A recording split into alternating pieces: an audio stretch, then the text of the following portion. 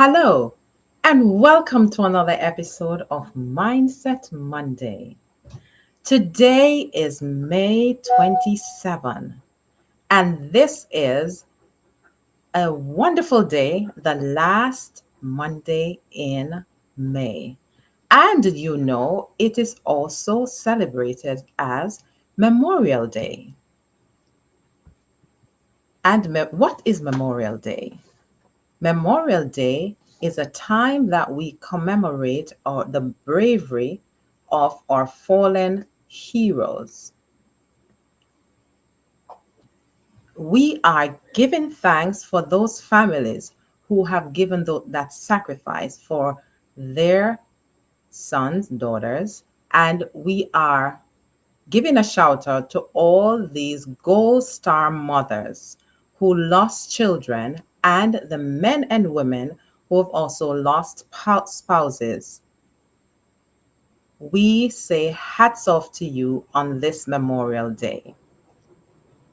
And Memorial Day is celebrated the last Monday in May in the US of A.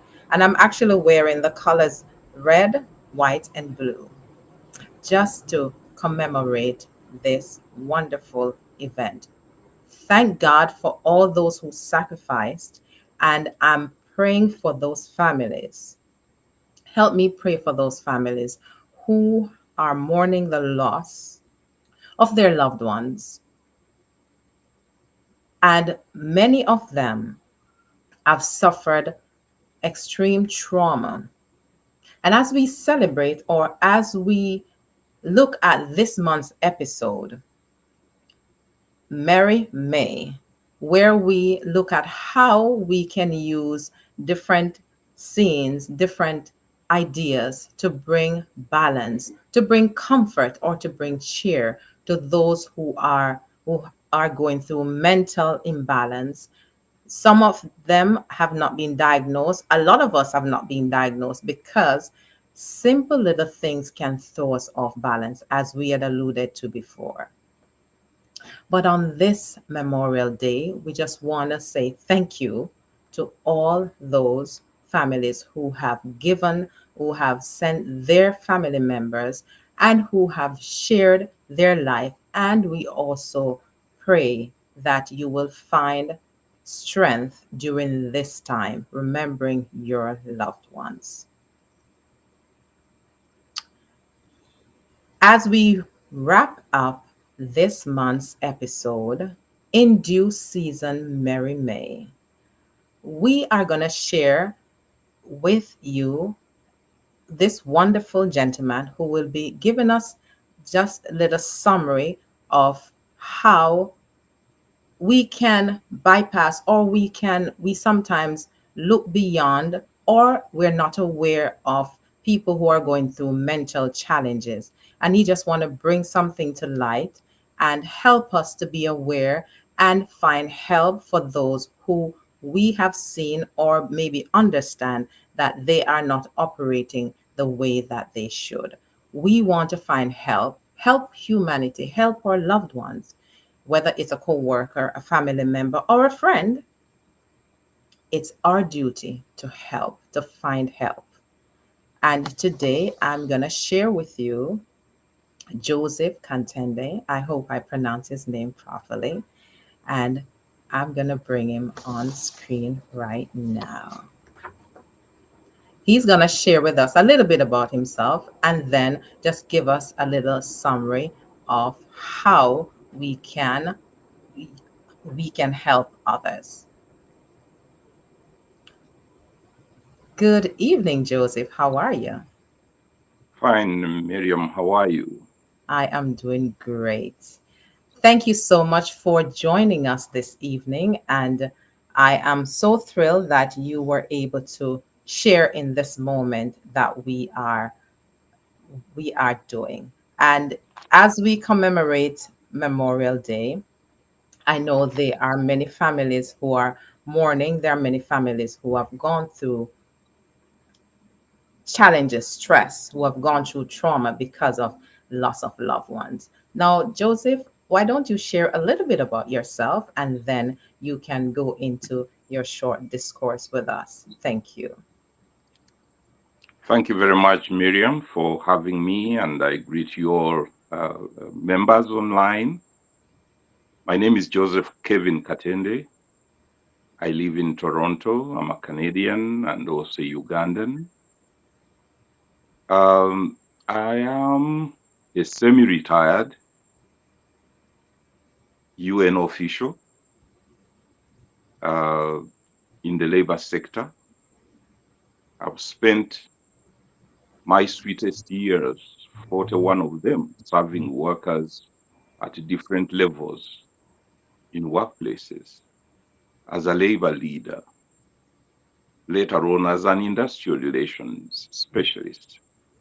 And I have served workers in their own right, I've served employers in their own right, and I've served governments in their own right. So I've had the opportunity to serve each of these three we call social partners in the discourse of the labor sector. Uh, my experiences are many. They span a I period didn't of 4 understand years, that. and I would like to share only a few as Miriam will request me to.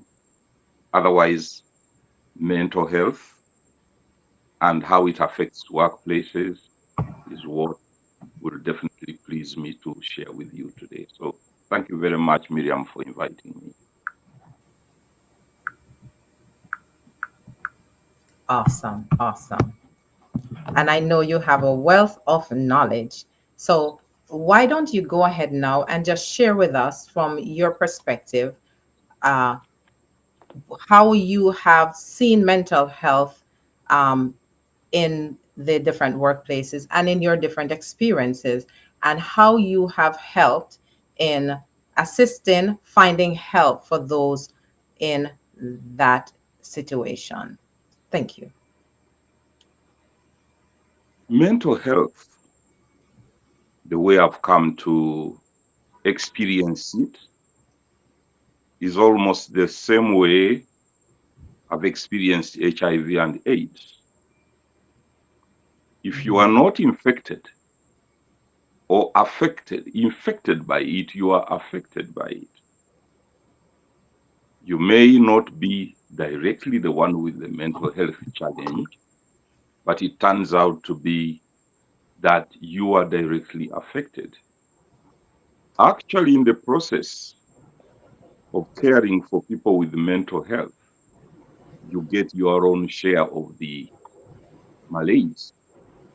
And if you are also not helped, you may end up a complete victim of mental health.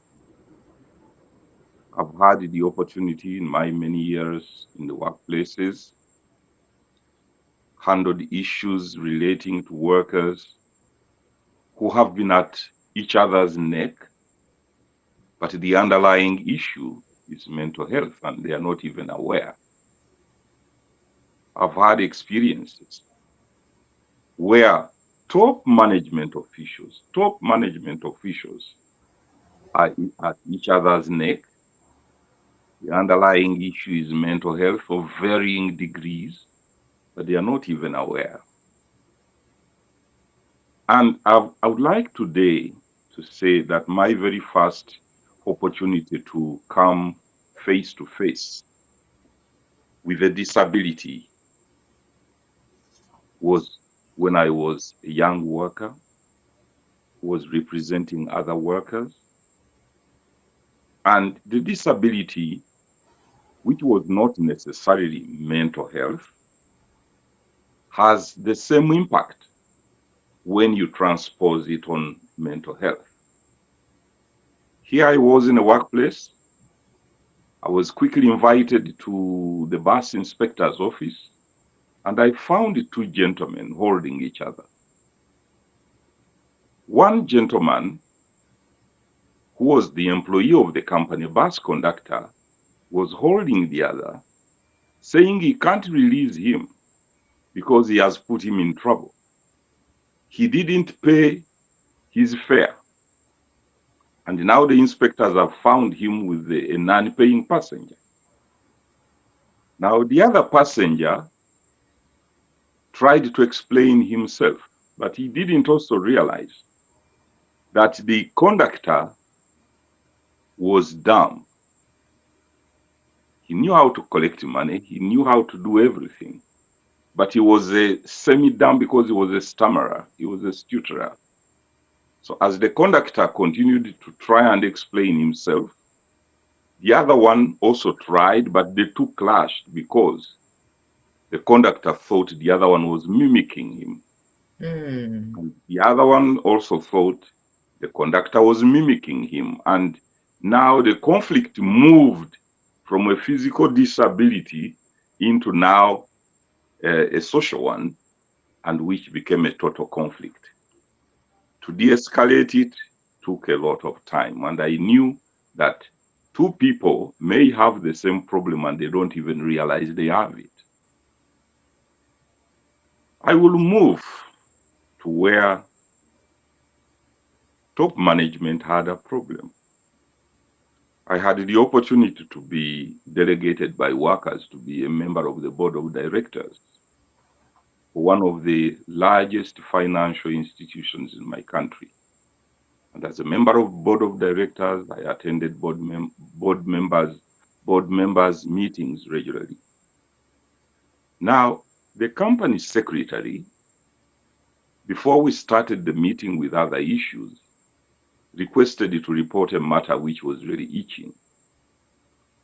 And when he opened his mouth, he said, I would like the board to take note that the managing director has been talking about me, has been bad mouthing me as a person that I have a mental health problem, that I'm mad. He calls me mad.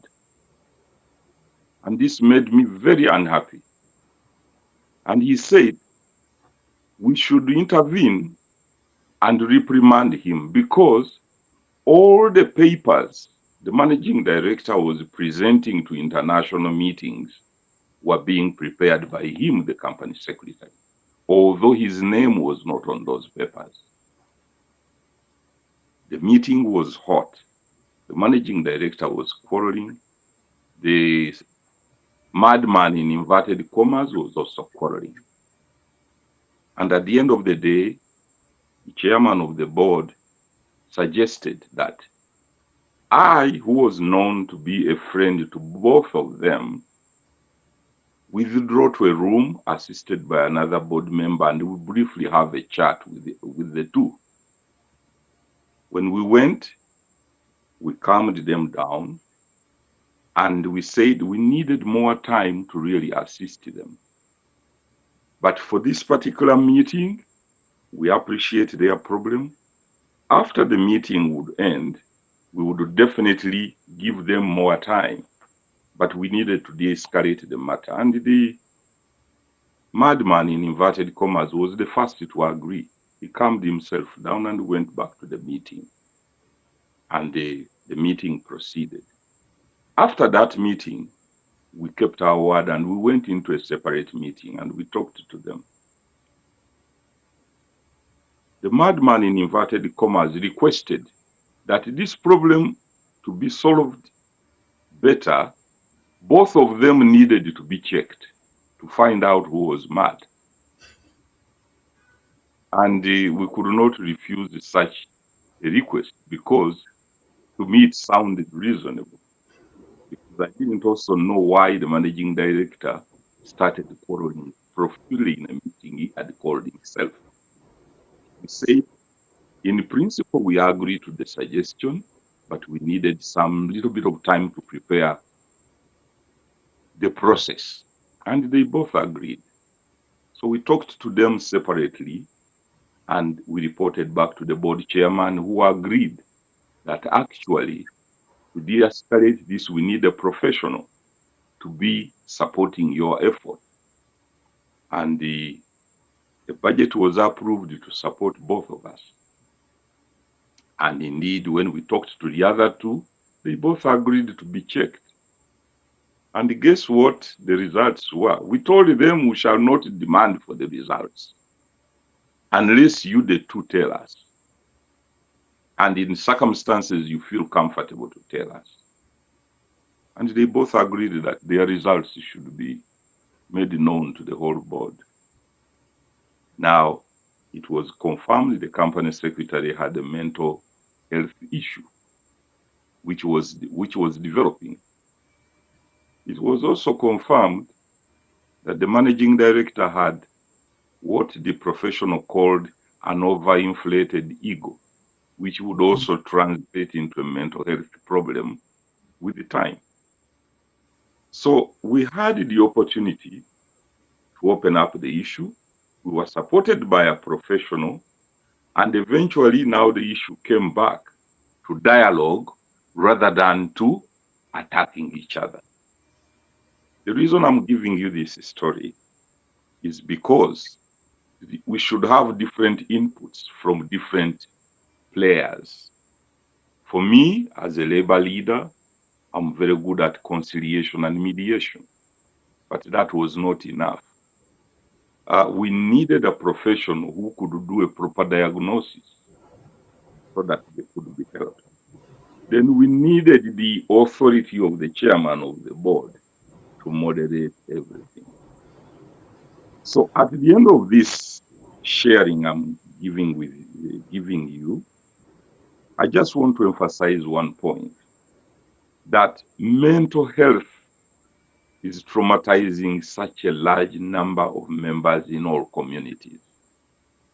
But the problem becomes aggravated when the people who ought to think they should be assisting others have also not been assisted to know their level of infirmity in terms of mental health.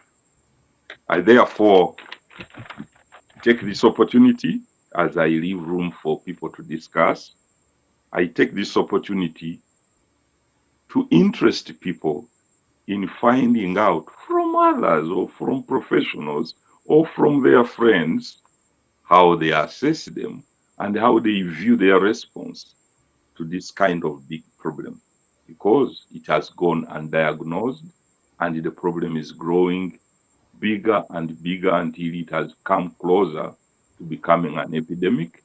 People are committing suicide, and only those that are reported probably on big news do we come to know about.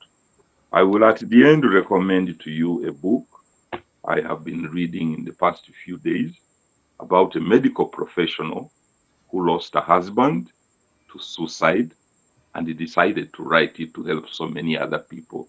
This professional lives in New York and might be a very interesting read for those who would like to initiate themselves into knowing more about these issues. I sincerely thank you, my sister Miriam, for inviting me to share. But that is the real problem. None of us knows at which level we are. And therefore, as we try to help, we should be humble enough to accept to be evaluated. I sincerely thank you. Wow, powerful, powerful. Very great summary of what we are looking at, mental awareness. And Joseph shared with us in a different standpoint, encapsulating everything in the workplace and in the social gathering. Now, as he shared, one point that came out to me, it's in order to be of benefit, your cup needs to be full. A matter of fact, you should be serving from your overflow. So if you are not checked, if I'm not checked, if I realize I'm not operating at my optimal, performance, if I'm not performing normally that than I should, it's time to seek professional help. Seeking professional help from a clinician or a psychologist does not mean that you are going to be sent to a psych ward. It is just helping you to get back to balance. And as we alluded to in previous weeks, there are different therapies that can be used once we are aware of what stage we're in. what are our triggers. There are ways that that can be used, things that can be used, ideas that can be used to help us to be restored to equilibrium. Some, of course, as our first guest said, some may need medication, others may just need to be relaxed in terms of either do painting or listen to soft music or listen to poetry, just creating that atmosphere that we can thrive and return to our balance. And as Joseph rightly shared, how he was able to deal with all of those situations and be the mediator between those workers, top and bottom. It is so important that we identify who we are, how we can help, and allow the other persons in their sphere, in their experience, in their professional expertise to assist in that area. We may be able to deal with the logistics of the executive side in terms of management skills, but in terms of assisting with the diagnosis or with the care or with the therapy, we leave it up to the professionals. So, that in a nutshell, that is what he's sharing. So, anyone, whether it's a friend, a family, or someone maybe sharing with you, you know, uh, John, I don't understand. I don't think I like how he's behaving because that's not like him. Seek professional help because we're helping him, we're helping ourselves also when we seek help for someone who seemingly is off balance. Thank you so much, Joseph, for your contribution this evening. And as we continue with the program, just going, let me go to my YouTube to see if they have any questions. So just bear with us. They may have questions to ask you. So let me just jump over, okay? And Okay.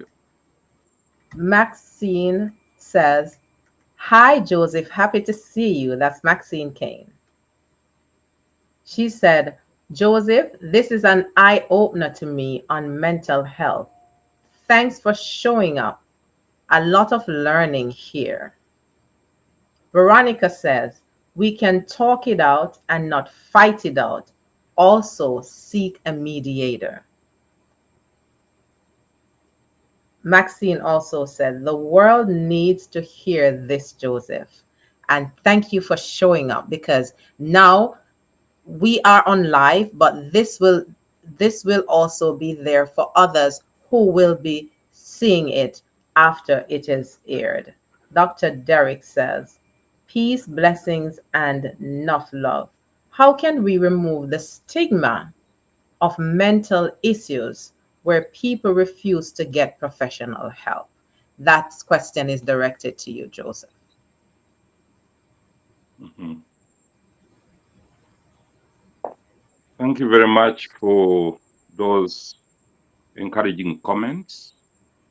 And the question, how can we remove stigma when people are not even opening up for professional help? I think this is a big question. Uh, Borrowing from my own other experiences in the workplace, we were very active in the fight against HIV and AIDS in Africa. My home country, Uganda, was leading in HIV and AIDS cases in the 70s and in the 80s and in the early 90s. And the real problem was that in workplaces, responsible authorities at different levels thought that this problem will only affect those below. and you could see their immediate reactions were causing even a problem bigger than HIV itself. Mm-hmm. So a person who takes a decision, because in the early 90s, I remember very well, I was one of the first whistleblowers against HIV and AIDS suspicion instigated dismissals. So you could see the employers were panicking. They saw a disease which had no cure, but they wanted to find a solution. Mm-hmm. They knew they could not handle the excessive bills, medical bills that were coming. Right. And they thought we could probably get rid of all those we quickly identify or suspect it to be infected. And indeed, dismissals took place. They were not direct, they were indirect. People would be checked, they would be found to have the virus, and they would be told, okay, your eyes are not properly functioning, and you are a driver of a bus, or this, that, or the other. You need to take early retirement. We shall properly finance you, to go. And many people fell prey to the trap. They were also told, don't tell your unions. And indeed, many of them kept the thing quiet. We only came to know when a large number of those who left were dying. So when we really found out this, we had to blow the whistle and said, this problem has traumatized management as well. It has stigmatized it in its own way. The workers themselves are going into hiding. We need a joint approach to this. Managers alone won't manage. The workers and their unions alone won't manage. We need a joint effort. And thank God, the Workers' International was the first to carry out research on the impact of HIV and AIDS in the workplace. The Workers' International in the transport sector, called ITF, was the first one, and the report was disseminated. So you can see the question that has been asked is a very important one. We need to get acceptance from those who have authority. We need to have acceptance from those who don't have authority. And the social dialogue at all levels might be the answer. To what extent do we create the rapport to talk to each other on even these sensitive issues so that we learn more about the issue itself? We ourselves who are trying to help, we must know more. We must recognize the problem. We must respect those we either know or suspect to be having it. We must relate with them and redirect them to the professionals. It is a process, but it will start with the social dialogue and proper communication. If you want to help somebody, don't just come to them and say, my friend, it looks you have a problem. You should have established some kind of minimum communication which is acceptable between yourselves. If you see madness, as they may call it, but which we call mental health, not to stigmatize those who are apparently affected, because there are many invisible signs which we don't see among those who may not be classified as having mental health issues. We need to establish rapport, encourage people to talk, but give them these extra glasses so that as they come to talk about this issue, they don't aggravate the problem, but they moderate it. So, in a nutshell, we must improve dialogue right from the lowest possible level of our communities about this issue. Let's look about it generally. Then, by the time we come to the specifics, to help those who are traumatized and even encourage them to see professionals, the conversation, the discourse is generally acceptable. That would be my short and long answer to the question. Thank you. So, just to summarize what you said, develop rapport first. Do not point finger and say you're mad. Develop rapport so communication can begin. And once you are on the level of communicating, then you can seek help for that person or for that community, or direct either direct the person to seek help or seek help for that person, but first develop a rapport. Because someone coming to me and said, something is wrong with you, I would be resentful, and that would push me further into decline, not wanting to get help. But if rapport is developed, then I will be more susceptible in taking the help that is being shown to me. Although I know I need help, but if the whole world knows that I'm crazy or I'm acting crazy, I really would not want anyone to know. So, as you said, develop a rapport with the person, then direct them to help or seek help for them. Very, very powerful. Thank you so much.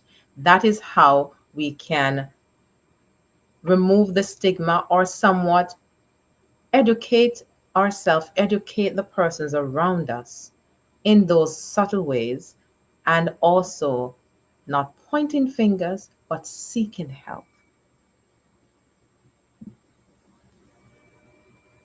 Mamadou Jallo said, "Hello, Sister Miriam, Dr. Derek, Brother Joseph, and all my beloved global ambassadors. Thank you for everything you've done and still doing for us. God bless you."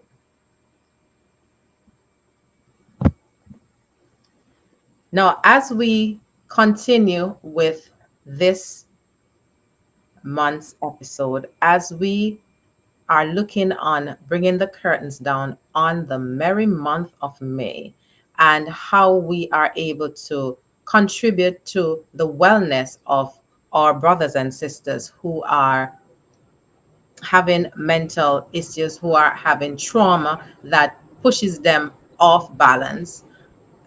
We have used poetry, we use songs, and there also painting.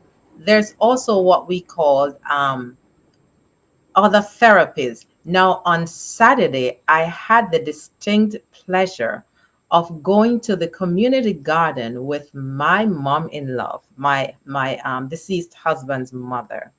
We had a wonderful time. I tell you, that was therapy. It was therapy indeed. We went to the garden and she showed us the different plants, the gardening that she did. She planted strawberries, she planted different herbs, and she was sharing with us how you till the soil and all the herbs grow. And we actually tasted strawberries from her tree. So in that therapy session of just walking through the garden with Mommy Edwards, as she shared with us the different names of the plants, the different what they're good for, the dill, the rosemary, the different thymes, and how nice they taste in the dishes that she cooks, and the collard greens. Collard greens is a big thing, especially during Thanksgiving in the US. So a lot of things were shared. And although we were watering the garden and I was wet from head to toe, it was a natural therapy session. So all of these combined with song, music, painting, gardening, all of those come in handy to help to restore balance back to our friends, our family, help to restore balance to us personally. And this has also helped us individually because my sister Veronica, my mom in love and myself, we are all with us. My mom in love, she lost her husband many years ago, and she recently lost her son, which was my husband. So we had a therapy on different accounts. We had therapy because don't you know, when you've lost loved ones, the trauma that comes with it can throw you totally off balance, totally off course. You need mental health. And with the support that I have received, with the support that Mommy Edwards received, with the support that my sister received, we are able to share, although we are still going through the grieving process. So, mental awareness, mental health encompasses every area of our life and the many things that are available to us. One of which I am so grateful that I was able to share in that moment with my mom in love. So cherish every moment you have. Cherish every moment that you can lend a hand, that you can assist someone in need, that you can walk someone through a challenge. And walking someone through a challenge, through a trauma, doesn't necessarily have to be you personally doing it, because you may not have the expertise, as Joseph rightly said. Leading them, being the mediator, and leading them through those challenges, you will be able to say, I'm glad I was able to support. Instead of allowing or eager to say, let me do it when I don't really have the expertise, let me find help is a better way. And then everyone will be supported. At the end of the day, everyone will be back to balance because we have all found help. Because if we don't help, we will become either a victim, or we can also be hurt by the persons who we turn our backs on. So, in this May, this last Monday, as we also celebrate Memorial Day, be it share yourself, give of yourself, but first make sure that you are well enough to give of yourself.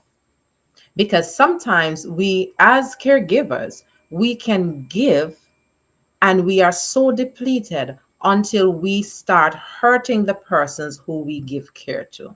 So when you give from the space of deficiency, you can also hurt. You can become mentally imbalanced and so hurt the persons you are taking care of. Joseph, thank you so much. As you continue to watch, it's such a pleasure. And if there are other questions, oh, yes, I was about to ask you for the name of the book. If there are other questions that shows up, I will make sure to get the answers from you and share them with my guests. But before you go, before I check on the other questions or comments, you want to share the name of the book so my viewers can also get their copy. Yeah, this wonderful book. I've not met the author, I've not talked to the author, but I just picked the book because I found it with an interesting title touching on things that I want to know. The book is called Life After Suicide. Hmm. Life After Suicide. It is quite intriguing. You will find that this kind of subtitle is Finding Courage, Comfort, and the Community After Unthinkable Loss. Because the life after suicide is lived by those who are traumatized by the loss. Mm-hmm. It is mental health which has translated into death, and the death has translated into trauma for those who were not experiencing that level of infirmity. This book is written by Dr. Jennifer Ashton, who lives in New York. She also lost her husband to suicide. And so it's a powerful resource I would recommend to anyone who might wish to pull things together and be useful to other people. At the back of that book, there are also linkages. You will find where she will direct you to some good sources where we can start to educate ourselves about some of these issues of mental health, which translate into the worst call, suicide. Hmm. Thank Life you very much. after suicide. Thank you so much, Joseph. This is where we are community beings, and Jennifer is sharing her story because she wants to help that no one else suffer the way she suffers because of the loss of her husband through suicide. Could it be? I haven't read the book, but I'm going to read it. Could it maybe she will share? She could have seen signs, and there was, she maybe turned a blind or eye, or others may have seen signs. I'm going to put the link in the chat. The name of the book, it is Life After Suicide. Life,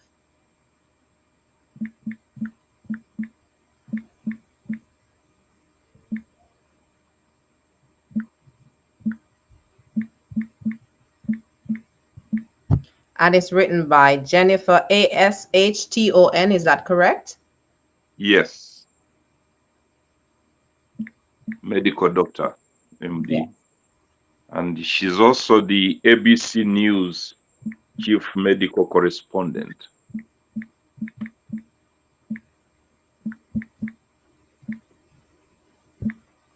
I'm trying to write the name. Okay. Thank you so much. Okay. So there are resources out there for people who are going through challenges. We want you to survive. We want you to live. A matter of fact, all of us are created to operate in an era of gifting. And if you take your life, you are denying yourself of sharing your gifts and talents with the world. You are denying yourself of that wonderful privilege of meeting others. So get the help you need. If you need help, there is help out there. There are resources to the back of that book that can direct you. If you really don't want to talk to someone who you know right now, and you feel like you're having a little, challenge, breakdown, or feeling sad, and the sadness is pulling you from the people you love, seek help. We want you to stay alive so you can enjoy, past this season. Remember, whatever you're going through, it's only for a season. So seek help. Get the help you need, that you can walk through that season and get to the next season of your life, so you can be the help, you can be the person, you can become the better, best version of who God has created you to be. Because going back to the book or roadmap, the Bible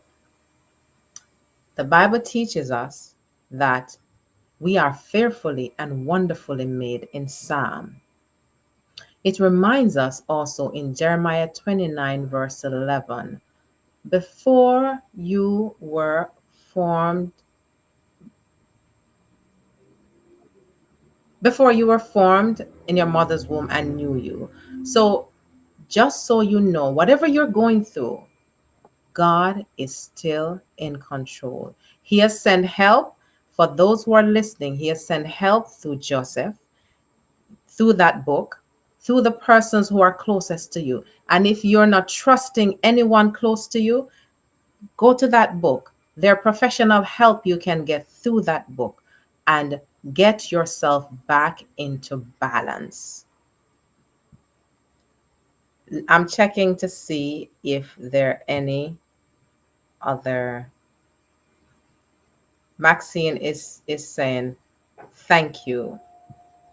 Joseph, this is valuable information, and I'm happy you were able to share with us. We will definitely be having you back in the future on other topics, but it was such an enlightening time with you, sharing your experience and giving us hope, letting us realize that whatever stage we're in, we are still valuable. We are still worth it.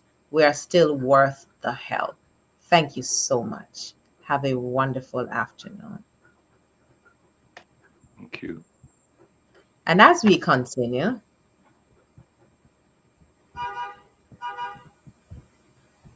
we just want to share with our viewers as we bring the curtains down on the merry month of May and as we look at our vets, as we look at our fallen heroes and their families, we just want to share a little poem, and it is entitled This Memorial Day, and the author, Maxine Kane.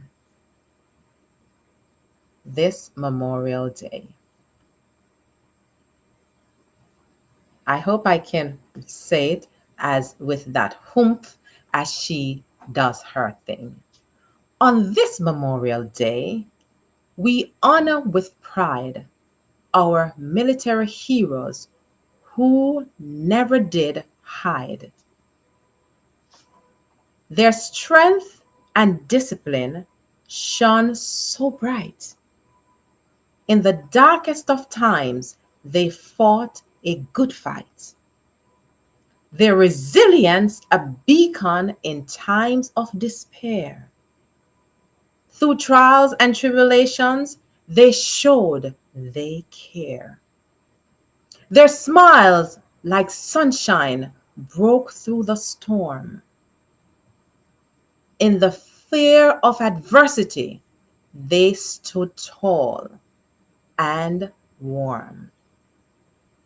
So, on this Memorial Day, we salute the families who are mourning the loss of loved ones, who cry day and night. We just want to let you know we are praying for you.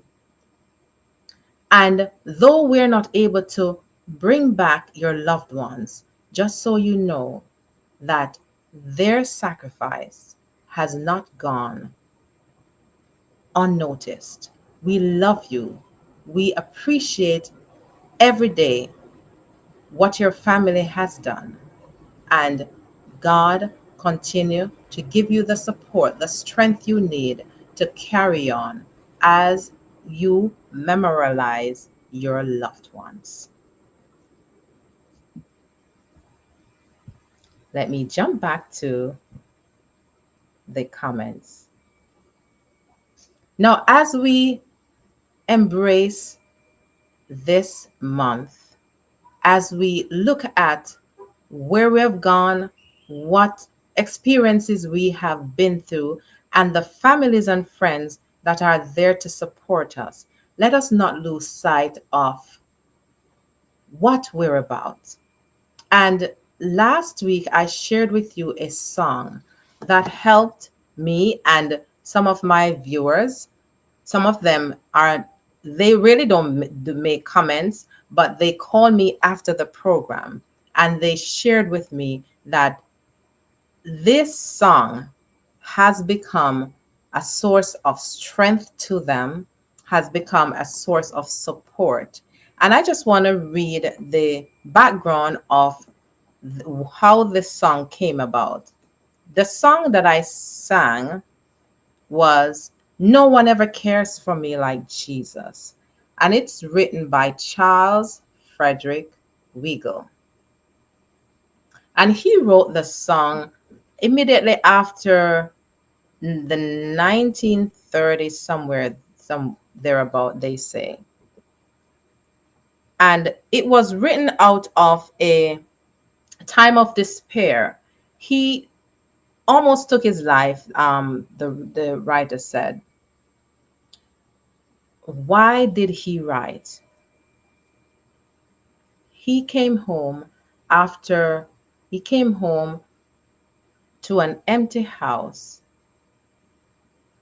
His wife wasn't there. After many years of marriage, how devastating that was. And when almost in despair, he wrote this song.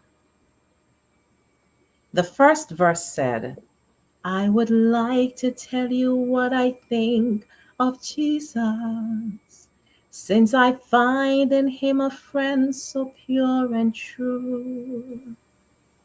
I will tell you how it changed my life completely.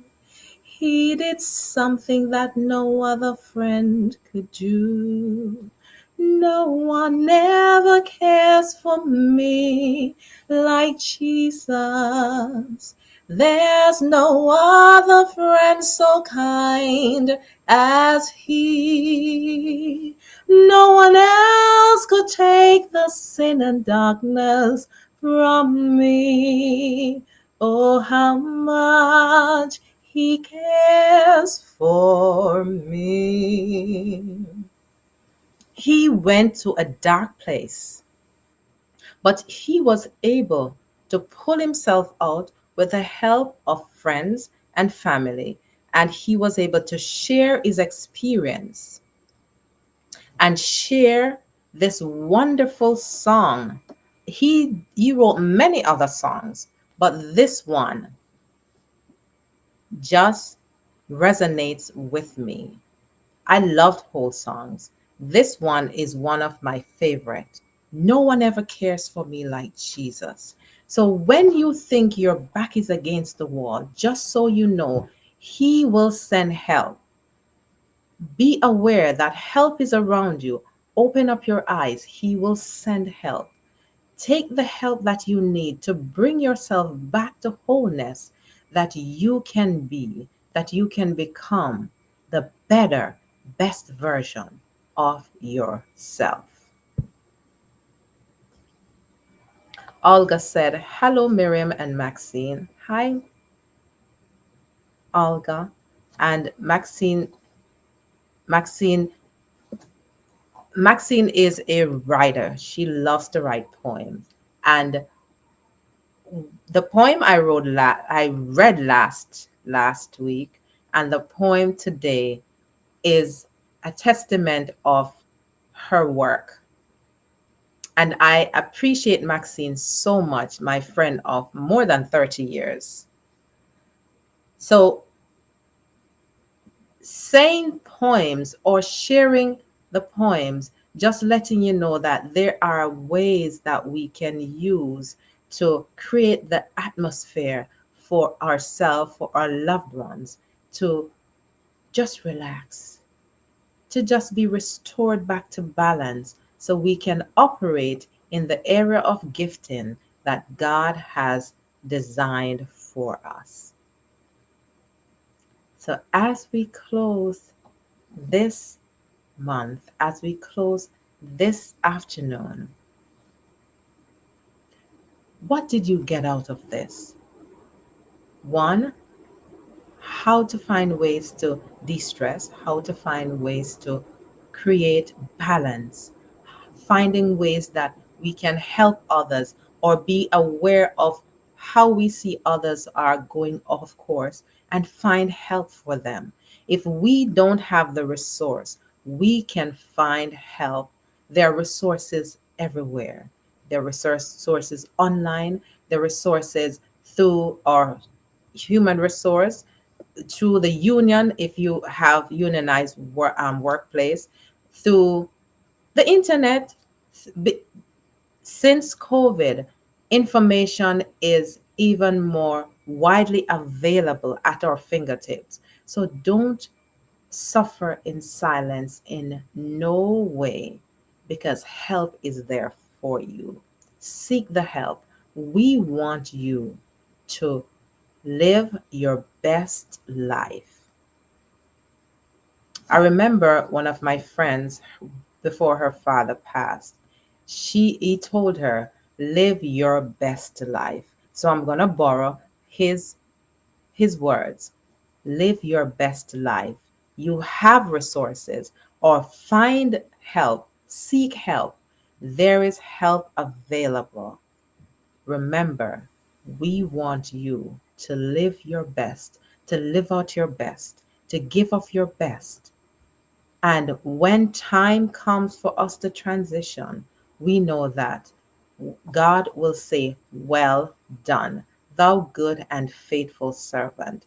Whether you climb Mount Everest or whether you swim, whatever you do, live your best life. You can share in small ways, or you can share your impact in big ways. But whatever way, make sure you live your best life. Seek help to be restored to equilibrium, that your mind will be right so you can traverse your journey and fulfill the call that God has placed in your life. Because as a Christian, I have to go back to my source. I have to remind you about my source, because I don't operate in a vacuum. God is my source. The Lord Jesus Christ, He is my director. He has directed my life all my life. I I'm gone, of course, sometimes, but none of us are perfect. That is why He sends His word to put us back in equilibrium, to make sure that we are worthwhile, we are standing, we are walking, we are identified with what He has created for us to be identified with. Thank you so much for watching. But most importantly, make sure that your cup is full and running over, and then you can help others. Because if you're depleted, you will be unable to assist in the best way possible. So get help to be restored back to equilibrium. And when your cup is full, you can serve from your overflow. So until next time, this is Miriam Edwards for another episode of Mindset Monday. Get your mind right, and you will be able to fulfill your God given potential. See you next week for another episode of Mindset Monday. Incidentally, you notice that I have a ribbon in my hair. The little kid in me came out last week, and so I wanted to continue this week.